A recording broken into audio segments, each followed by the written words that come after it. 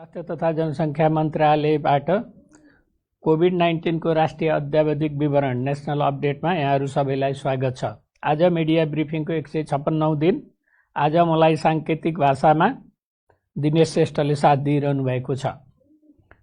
विश्वमा 2,40,70,847 जना व्यक्तिहरू कोभिड-19बाट संक्रमित भइसकेका छन् र 8,23,687 जनाको मृत्यु भइसकेको छ। 1,66,20,959 जना निको भएर घर फर्किनु भएको छ। नेपालको अवस्था हेर्दाखेरि हालसम्म 34,418 जना संक्रमित हुनुभएको छ। 885 जना आज पोजिटिभ देखिनु भएको छ। 19,504 जना निको भएर घर फर्किनु भएको छ। 14,739 जना सक्रिय संक्रमितहरू आइसोलेसनमा रहनु भएको छ। होम आइसोलेसन र संस्थागत आइसोलेसन गरेर होम आइसोलेसनमा बस्नेको संख्या 628 छ। संस्थागत होम आइसोलेसनमा बस्ने 6,028 जना हुनुहुन्छ र संस्थागत आइसोलेसनमा 8,711 जना हुनुहुन्छ र गएको 24 घण्टामा संक्रमण मुक्त भई 385 जना घर फर्किनु भएको छ। त्यो भनेको 56.6% हो र यसरी संक्रमितहरू निको भई घर जाने काममा सघाउने सम्पूर्ण चिकित्सक, स्वास्थ्यकर्मीहरू, नर्सेजहरू, अन्य शुभेच्छुक सबैलाई चाहिँ हामी स्वास्थ्य मन्त्रालयको तर्फबाट धन्यवाद दिन चाहन्छौँ। 6,35,252 जनाको आरटीपीसीआर भएको छ र आज मात्रै 13,253 जनाको पीसीआर टेस्ट भएको छ। 9,832 जना क्वारेन्टिनमा रहनुभएको छ। प्रदेश अनुसार सक्रिय संक्रमितको संख्या यस प्रकार छ। प्रदेश 1 मा 1,262 आइसोलेसनमा रहनुभएको संख्या हो यो। प्रदेश 1 मा 1,262, 2 मा 1,881, 3 मा 3,039, बागमती प्रदेशमा, गण्डकी प्रदेशमा 387, प्रदेश 5 मा 794, कर्णाली प्रदेशमा 354 र सुदूरपश्चिम प्रदेशमा 994 गरी जम्मा 8,711। होम आइसोलेसनमा रहनुभएकाहरूको संख्या प्रदेश 1 मा 322, प्रदेश 2 मा 3,675, बागमती प्रदेशमा 1,479, गण्डकी प्रदेशमा 18, प्रदेश 5 मा 454, कर्णाली प्रदेशमा 27 र सुदूरपश्चिम प्रदेशमा 33 जना हुनुहुन्छ। 2वटा कल सेन्टरबाट हामीलाई 1,036 वटा कल प्राप्त भएका छन्। हाम्रो स्वास्थ्य एप्लिकेसन डाउनलोड गर्नेको संख्या 1,72,360 रहेको छ र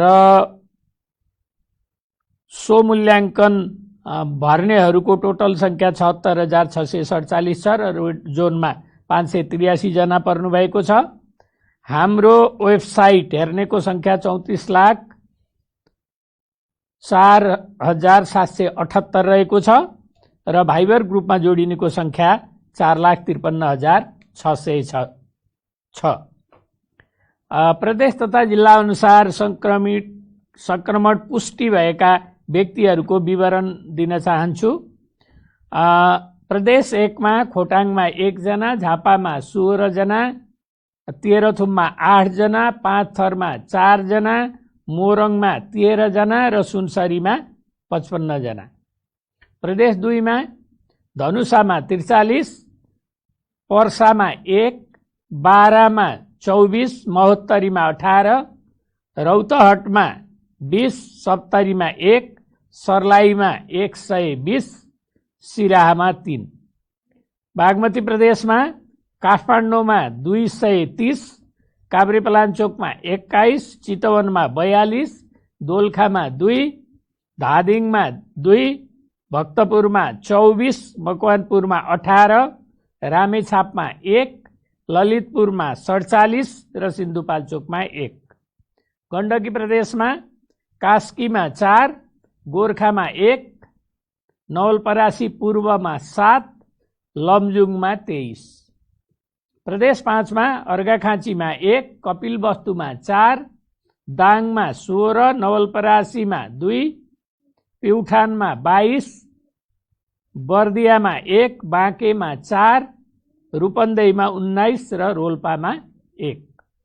कर्णाली प्रदेशमा जाजरकोटमा 1, दैलेखमा 1, सल्यानमा 1, सुर्खेतमा 7, अछाममा 20। सुदूरपश्चिम प्रदेशमा कञ्चनपुरमा 2, कैलालीमा 29, डडेलधुरामा 2, डोटीमा 2 र अछाममा 20। मैले माथि भनेछु, माफ गर्नुहोला। देशभरिको जम्मा 279 महिला र 586 पुरुष सहित 885 जना संक्रमित हुनुभएको छ। अब प्रदेश अनुसार क्वारेन्टाइनमा रहनेहरूको संख्या म भन्न चाहन्छु। प्रदेश 1 मा 856, प्रदेश 2 मा 968, बागमती प्रदेशमा 766, गण्डकीमा 2343, प्रदेश 5 मा 1179, कर्णाली प्रदेशमा 514 र सुदूरपश्चिम प्रदेशमा 3186 गरी जम्मा 9832। डिस्चार्ज हुनेहरूको विवरण पनि प्रदेश वाइज। प्रदेश 1 मा 1356, प्रदेश 2 मा 4315, बागमती प्रदेशमा 919, गण्डकी प्रदेशमा 1652, प्रदेश 5 मा 4651, कर्णाली प्रदेशमा 2017 र सुदूरपश्चिम प्रदेशमा 4594 गरी जम्मा 19504। आइसियुमा रहनुभएको व्यक्तिहरूको संख्या जम्मा 151 छ। त्यसमध्ये प्रदेश 1 मा 16, प्रदेश 2 मा 44, बागमतीमा 71, गण्डकीमा 3 र प्रदेश 5 मा 17। र भेन्टिलेटरमा रहनेहरूको संख्या प्रदेश 1 मा 1 र बागमतीमा 13 गरी जम्मा 14 जना। जिल्लागत 500 भन्दा माथि संक्रमितहरू रहेको जिल्लाहरूमा सक्रिय संक्रमितहरू रहेको जिल्लाहरू छन् मोरङ, महोत्तरी, पर्सा, बारा, रौतहट, सर्लाही र काठमाडौँ। र संक्रमितहरू नभएको जिल्लाहरू 2टा छन्, मुस्ताङ र हुम्ला। र यसपछि स्वास्थ्य तथा जनसङ्ख्या मन्त्रालय स्वास्थ्य आपतकालीन कार्य सञ्चालन केन्द्र health emergency operation centre HUSC को सूचना छ। सूचनाको विवरण यस प्रकार छ। मिति 2077 भदौ 8 गते सम्पूर्ण कोभिड-19 अस्पतालहरू 7 प्रदेश कोभिड-19 को बिरामी व्यवस्थापन सम्बन्धमा उपरोक्त सम्बन्धमा यस मन्त्रालयको पसम 07778 चलानी मिति 2077 4/29 को पत्र मार्फत तहाँ अस्पताल अन्तर्गत रहेका कोभिड-19 का एसिम्प्टोमेटिक र माइल्ड केस बिरामीहरूको 10 दिनमा रियल टाइम PCR गरी डिस्चार्ज गर्नुहुन र यदि 10 दिनमा पोजिटिभ आएमा 14 दिनमा टेस्ट नगरी डिस्चार्ज गर्ने व्यवस्था मिलाउनको लागि परिपत्र गरिएको थियो। सो पत्रलाई पुनः स्मरण गराउँदै 14 दिनभन्दा बढी एसिम्प्टोमेटिक र माइल्ड केसका बिरामीहरू अस्पतालमा नराख्न निर्देशन गरिन्छ। साथै 14 दिनभन्दा बढी राखेमा नेपाल सरकारले शोध भर्ना नगर्ने ब्यौरा समेत अनुरोध छ। Doctor Gunraj Lohani, ICS coordinator, स्वास्थ्य मन्त्रालय। र अर्को पनि एउटा सूचना छ। यो सूचना पनि भदौ 8 गते जारी गरिएको छ। श्री सामाजिक विकास मन्त्रालयहरू 7 प्रदेश कोभिड-19 को बिरामी व्यवस्थापन सम्बन्धमा उपरोक्त सम्बन्धमा यस मन्त्रालयको पत्र संख्या 7778 चरम मिति 2077 साउन 29 को पत्र मार्फत कोभिड-19 का एसिम्प्टोमेटिक र माइल्ड केस बिरामीहरूको 10 दिनमा RT-PCR गरी डिस्चार्ज गर्नुहुन र यदि पोजिटिभ आएमा 14 दिनपछि टेस्ट नगरी 10 दिनको दिन पोजिटिभ आयो भने अर्को 4 दिन राख्ने र 14 दिनपछि टेस्ट नगरी डिस्चार्ज गर्ने व्यवस्था मिलाउनुको लागि परिपत्र गरिएकोमा सो पत्रलाई पुनः स्मरण गराउँदै 14 दिनभन्दा बढी एसिम्प्टोमेटिक र माइल्ड केसका बिरामीहरू अस्पतालमा नराख्न तहाँ स्थित सम्पूर्ण कोभिड अस्पतालहरूलाई जानकारी गराइदिनु हुन अनुरोध छ। साथै 14 दिनभन्दा बढी राखेमा नेपाल सरकारले शोध भर्ना नगर्ने ब्यौरा समेत जानकारीका लागि अनुरोध छ। Doctor Gunraj Lohani, ICS coordinator. र 2टा सूचनापछि अब दुःखद खबरहरू भन्न गइरहेको छु। गएको 24 घण्टामा 11 जना व्यक्तिहरूको निधन भएको छ। त्यसमा 2 जना महिला हुनुहुन्छ। 1 जना महिला 46 वर्षको मोरङबाट हुनुहुन्छ र अर्को महिला 53 वर्षीय भक्तपुरबाट हुनुहुन्छ। पुरुषहरूमा 2 जना कैलालीको हुनुहुन्छ 45 र 50 वर्षीय। महोत्तरीको 3 जना हुनुहुन्छ 60 वर्षीय, 72 वर्षीय र 75 वर्षीय। बाँकेको 1 जना हुनुहुन्छ 37 वर्षीय। काठमाडौँको 1 जना हुनुहुन्छ 51 वर्षीय र बाराको 2 जना हुनुहुन्छ 41 वर्षीय र 46 वर्षीय गरी जम्मा 2 जना महिला 9 जना पुरुष गरी 11 जनाको निधन भएको छ र आजसम्म निधन हुनेको संख्या 175 पुगेको छ।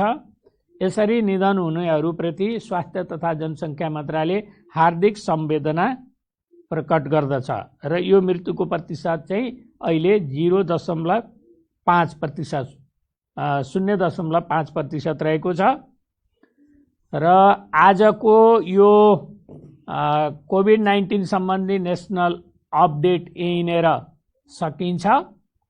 यसपछि हामीले विश्व स्वास्थ्य सङ्घको नेपाल स्थित प्रतिनिधि डाक्टर जोस भ्यालेन्डेको अन्तर्वार्ताको बाँकी अंश हिजो हामीले एक अंश प्रकाशित गरेका थियौँ। आज बाँकी अंश प्रकाशित गर्न गइरहेका छौँ। यसका साथै यो हाम्रो चाहिँ यो प्रेस रिलिजको टिममा हुने सबै साथीहरूलाई धन्यवाद दिँदै म पनि यहाँबाट बिदा हुन्छु। धन्यवाद, नमस्कार। नमस्ते। नमस्ते।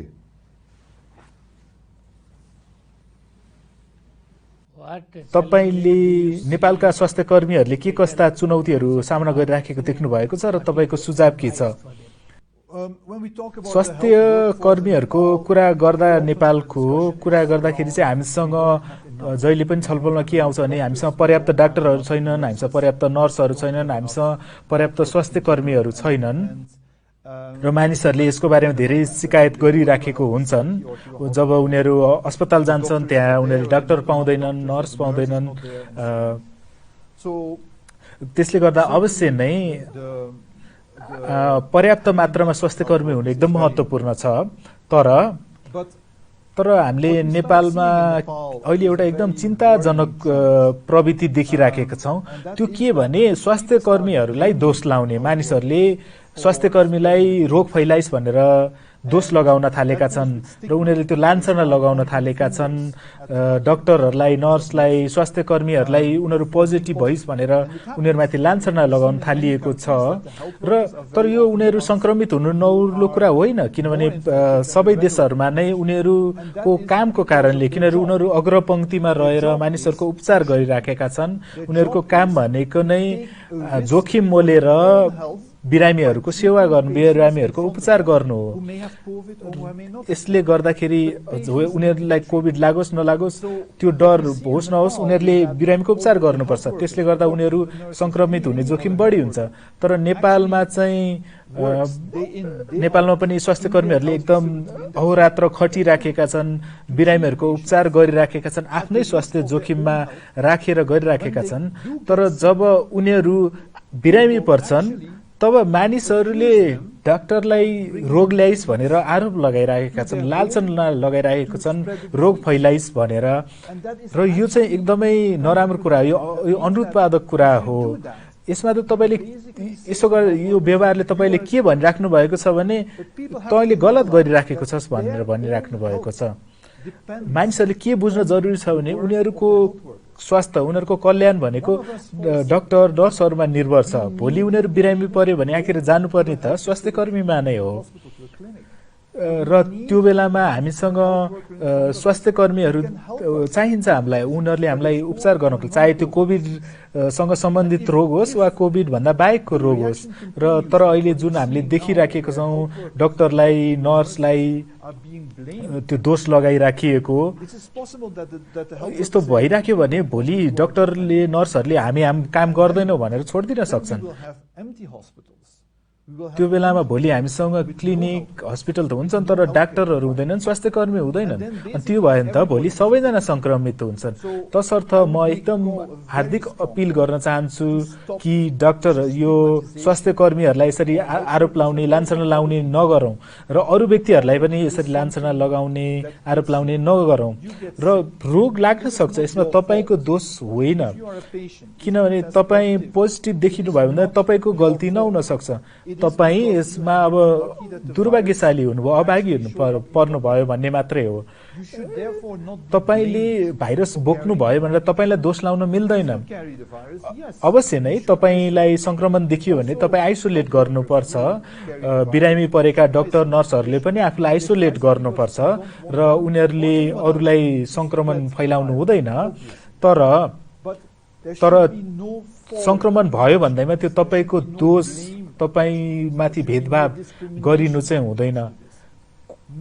कुनै पनि व्यक्ति आफ्नो गल्तीले गर्दा रोग लाग्ने होइन। कुनै व्यवहारले गर्दा रोग लाग्ने सम्भावना बढी हुन्छ, कुनै व्यवहारले गर्दा रोग लाग्ने सम्भावना कम हुन्छ। तर यति हुँदाहुँदै तपाईँलाई यदि रोग लाग्यो भने, तपाईँ पोजिटिभ हुनुभयो भने तपाईलाई त्यसरी दोष लाउनु भएन। र यदि तपाईँले यसरी आज आरोप लाउनु भने भोलि तपाईँलाई रोग लाग्यो भने तपाईँले ती डाक्टर अथवा ती स्वास्थ्य कर्मीको सेवा नपाउन सक्नुहुन्छ। तसर्थ हामी चाहिँ स्वास्थ्य कर्मीप्रति हामी आभारी हुनुपर्छ, उनीहरूले आफ्नो काम गरिराखेका छन्।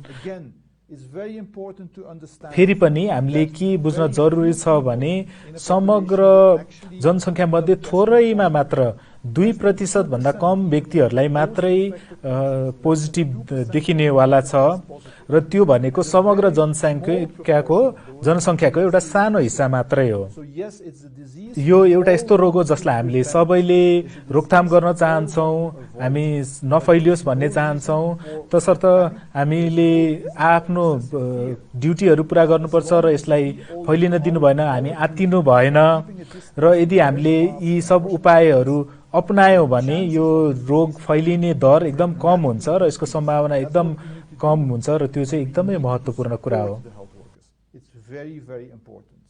विश्व स्वास्थ्य संगठनले जुन यो नयाँ सामान्य अवस्था छ यसमा के सल्लाह दिन्छ र नेपालका मानिसहरूको के भूमिका हुनुपर्छ? यो नयाँ सामान्य अवस्था न्यू नर्मल भनेको चाहिँ त्यस्तो तरिका हो जसमा चाहिँ हामीलाई सधैँ भाइरसको डर चाहिँ भइरहेको छ, तर हामी डरमा चाहिँ बाँच्नु पर्दैन। हामी डरमा बाँच्नु पर्दैन। भाइरस त्यहाँ हुन्छ तर भाइरस फैली पनि राखेको छ अवस्था छ, तर भाइरस हावामा छैन। तपाईँ कुनै कोठामा जानुभयो र तपाईँ त्यहाँ जानासाथ तपाईँलाई भाइरस लाग्ने भन्ने होइन। यो भाइरस फैलिने भनेको त्यो छिटाहरूबाट हो, थुकको छिटाहरू, त्यस्ता ती साना साना छिटाहरू जुन हाम्रो शरीरबाट निस्किन्छन् हो, त्यसमा चाहिँ भाइरस हुन सक्छ र त्यो छिटाहरू चाहिँ संक्रमितको व्यक्तिबाट अर्को व्यक्तिको शरीरमा प्रवेश गर्यो भने, चाहे त्यो निलेर होस् चाहे आँखा छुँदाखेरि होस्, त्यस्तो अवस्थामा चाहिँ यो सर्ने हो। त्यसले गर्दा हामीले यो कुरा चाहिँ ध्यान दिनुपर्छ र यदि हामीले यति ध्यान दियौँ भने हामी बच्न सक्छौँ। जस्तै ती छिटाहरू चाहिँ तपाईँको मुखबाट सिधै भुइँमा झर्ने हुन् र यदि तपाईँले मास्क लगाउनु भएको छ भने ती छिटाहरू तपाईँको जिउभित्र पस्न पाउँदैनन् र यो कुराहरू चाहिँ तपाईँले याद गर्नुपर्छ। हो, हामी संक्रमित हुने सम्भावना छ, हामीले यो रोग फैलाउने सम्भावना छ, तर हामी सबैले के पनि बुझ्न जरुरी छ भने यो भाइरस फैलिने सम्भावना चाहिँ एकदमै कम छ। हामीले मास्क लगाउने हो भने, हामीले हात बेला बेलामा सफा गर्ने हो र हाच्छिउ गर्दा खोकी लाग्दाखेरि कुइनोले मुख छोप्ने हो र दूरी कायम गर्ने यी सामान्य कुराहरू गर्ने हो भने चाहिँ भाइरस सर्ने सम्भावना एकदम कम हुन्छ र यो चाहिँ नयाँ त्यो सामान्य अवस्था हो र यो नयाँ सामान्य अवस्थामा चाहिँ हाम्रो सामान्य जनजीवन चलाउने तर यी सब कुराहरू ध्यान दिएर एउटा मेडिकल डाक्टरको रूपमा तपाईको विचारमा यो भाइरस संसारमा कहिलेसम्म रहन सक्छ होला? अवश्य नै यो कुरा अब यो भविष्य अनुमान गर्न गाह्रै हुन्छ। यो भाइरस चाहिँ जस धेरै समयलाई नै रहला जस्तो छ, यदि सधैँको लागि रहेन भने पनि। र त्यसैले गर्दा हाम्रो मुख्य कुरा भनेको हामी कसरी यो भाइरससँगै बाँच्न सिक्ने भन्ने कुरा महत्त्वपूर्ण कुरा हो। त्यसै गरी अब हामीले नयाँ सामान्य अवस्थाको बारेमा कुरा गर्न सक्छौँ। दूरी कायम गर्ने, मास्क लगाउने हो। यो चाहिँ अब सुरुमा चाहिँ त्यो चाहिँ हाम्रो लागि नयाँ सामान्य अवस्था हुन्छ, तर केही समयपछि ती उपायहरूको महत्त्व कम हुँदै जान्छ, किनभने सायद खोप पत्ता लाग्छ होला। अनि त्यसपछि त्यसको सायद अर्को कुरा चाहिँ अब मानिसहरूले बिस्तारै प्रतिरक्षा विकास गर्दै जान्छन्, इम्युनिटी विकास गर्दै जान्छन्। धेरै व्यक्तिहरूलाई संक्रमण हुँदै गएपछि त्यसैले तपाईँले मलाई सोध्नुभयो भने भविष्यमा के हुन्छ भनेर सोध्नुभयो भने अवश्य भाइरस रहन्छ नै, तर हामीले मानिसको रूपमा, हामीले समाजको रूपमा चाहिँ हामीले ती उपायहरू पत्ता लगाउनुपर्छ, भाइरससँग डिल गर्ने, भाइरसको सामना गर्ने। यस्तो अवस्था सिर्जना गर्नुपर्छ जहाँ चाहिँ हामी डरमा बाँच्ने होइन कि हामीले त्यो भाइरससँगै सहअस्तित्व हुने गरी बाँच्न सिक्न चाहिँ जरुरी छ। र पछि सायद पछि अब उपचारहरू पत्ता लाग्लान्, औषधिहरू पत्ता लाग्लान्, त्यसै गरी खोप पनि पत्ता लाग्ला। विश्व स्वास्थ्य संगठनले यो खोप विकास गर्नेहरूसँग समन्वय गरिराखेको छ। संसारले कहिलेसम्म प्रतीक्षा गर्नुपर्छ होला यो खोपको लागि, र प्रत्येक देशले खोप पाउँछ भन्नको लागि कुनै नियमहरू छन्?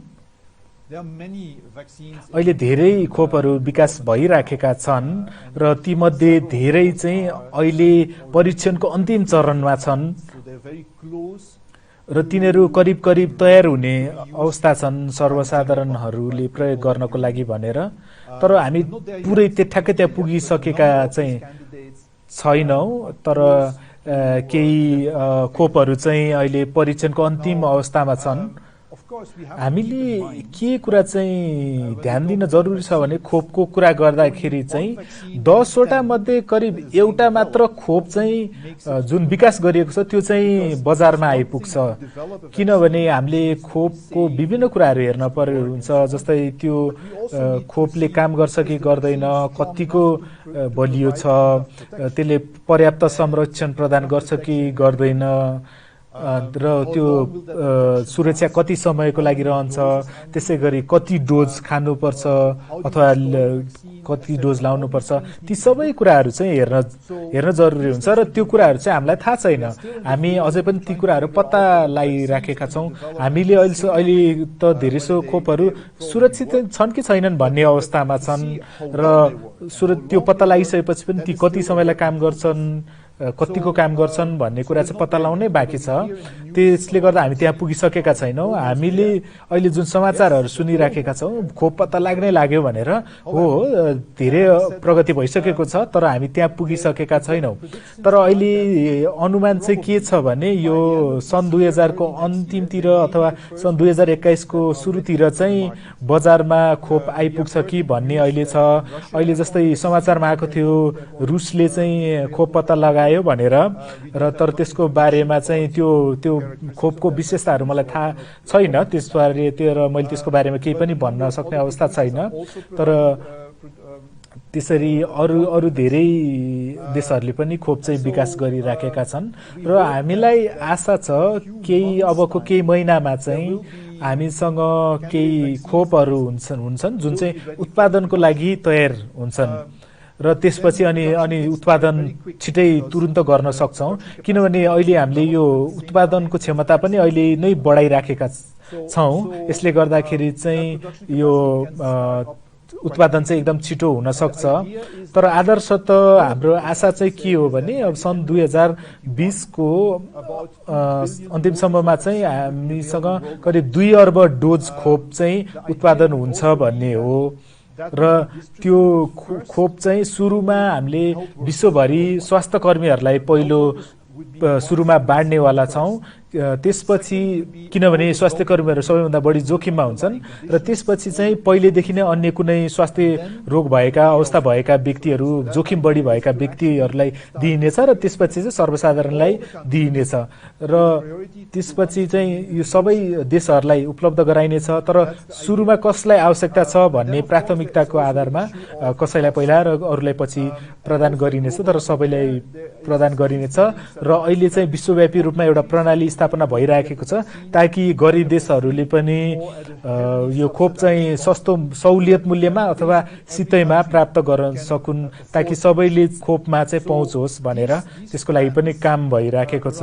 तसर्थ संक्षेपमा भन्दाखेरि चाहिँ अहिले धेरै नै खोपहरू विकास भइराखेका छन् र खोप विकासको मात्र मुद्दा होइन, यो सबैलाई उपलब्ध गराउने पनि मुद्दा हो र भोलि त्यो खोप चाहिँ हामीलाई अरबौं डोज आवश्यकता पर्दछ र त्यसलाई हामीले कसरी विकास गर्ने र त्यो उत्पादन गरिसकेपछि हामीले सुरुमा स्वास्थ्य कर्मीलाई दिनेवाला छौँ, त्यसपछि वृद्धा व्यक्तिहरू र अन्य रोग भएका व्यक्तिहरूलाई दिनेछौँ र त्यसपछि सबै सर्वसाधारणहरूलाई दिनेछौँ र तर हामीले के सुनिश्चित गर्छौँ भने धनी देशहरूले मात्र होइन कि गरिब देशहरूले पनि खोप पाउनेछन्। हाम्रो यो दैनिक ब्रिफिङको दर्शकहरूसँग केही सन्देश दिन चाहनुहुन्छ उहाँहरूलाई?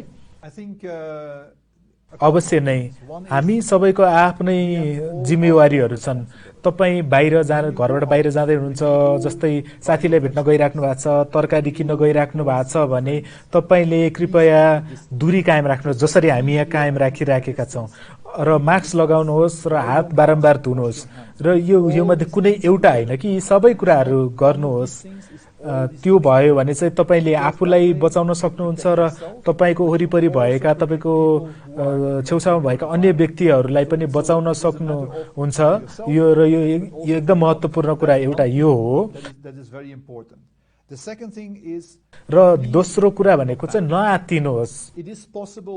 हो, तपाईँ पनि संक्रमित हुन सक्ने सम्भावना छ, संक्रमित हामी जुसुकै पनि संक्रमित हुन सक्छौँ, तर हामीले के बुझ्न जरुरी छ भने समग्र जनसङ्ख्यामध्ये थोरै व्यक्ति मात्रै संक्रमित हुन्छन् र त्यसमध्ये पनि अधिकांश व्यक्तिहरू 80% व्यक्तिहरूलाई त आफ संक्रमित भएको पनि थाहा हुँदैन अथवा एकदम मन्द लक्षणहरू मात्र देखिन्छन्।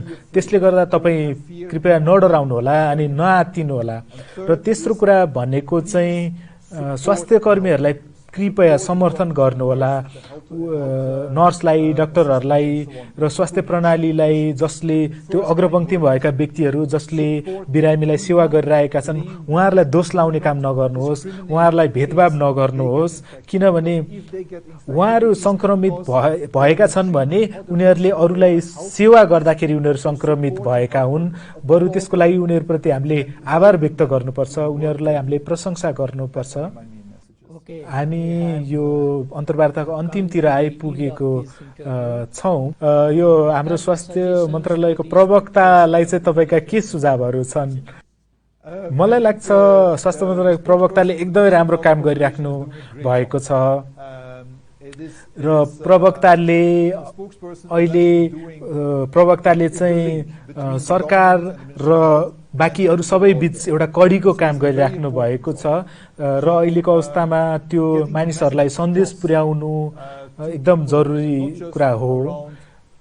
जस्तै महामारीको अवस्था के छ भन्ने मात्र नभएर उहाँहरूबाट हामीले के अपेक्षा गरेका छौँ भन्ने सन्देश पनि, हामीले उहाँहरूबाट के अपेक्षा गरेका छौँ, उहाँहरूले के गर्नुपर्छ भन्ने कुरा सन्देश पुर्याउनु पनि एकदम जरुरी छ। यो अहिलेको अवस्था कसैलाई नि मन परेको छैन, कसैलाई पनि यो लकडाउन मन परेको छैन, कसैलाई पनि घरमै थुनिएर बस्न मन छैन, कसैलाई पनि काममा जान नपाउँदा, बाहिर घुम्न जान नपाउँदा सबैलाई नराम्रो लागेको छ अवश्य नै। तर यो अवस्थामा चाहिँ प्रवक्ताले जुन यो सरकारले गरेको काम र यो चिन्तित व्यक्तिहरू बीचको यो कडीको काम गरिराख्नु भएको छ, सञ्चार गरिराख्नु भएको छ र मानिसहरूले कुरा बुझेको सुनिश्चित गरिराख्नु भएको छ र मानिसहरूले कसरी आफूलाई सुरक्षित राख्न सक्छन्, महामारी कसरी फैलिराखेको छ भन्ने कुरा चाहिँ प्रवक्ताले जुन गरिराख्नु भएको छ यो एकदम राम्रो गरिराख्नु भएको छ जस्तो लाग्छ। धेरै धेरै धन्यवाद तपाईको समयको लागि र प्रयासको लागि। नमस्ते।